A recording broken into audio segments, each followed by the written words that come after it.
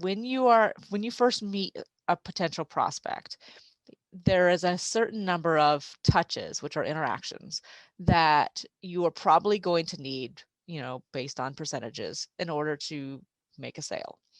Um, and they average somewhere between 8 and 12 touches, meaning that you need multiple interactions with that person to get through that sales gap in order for them to feel confident in what you have and that you're the right fit.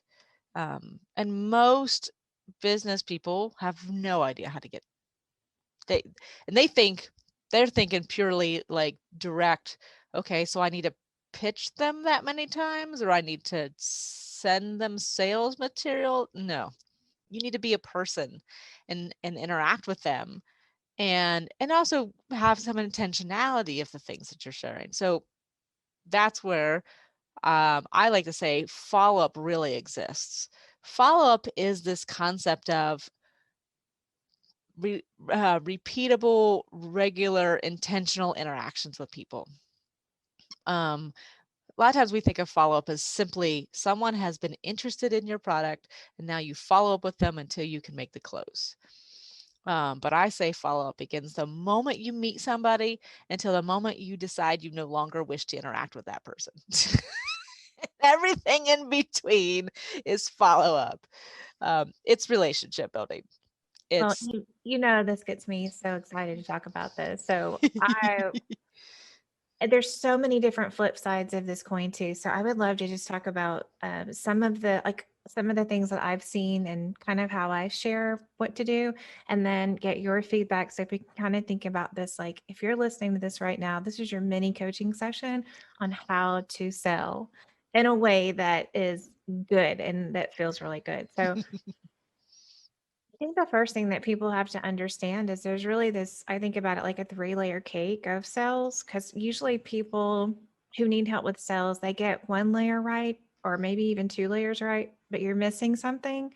So I think that also has to do with kind of your personality. Mhm. Maybe you're really great at the part that feels easy. So you may be great at posting lots of really great content on Instagram, but then as you said, you have no follow up. You've got no touch points. So then once someone follows you or maybe even sends you a DM, like you don't really know what to do with the in between.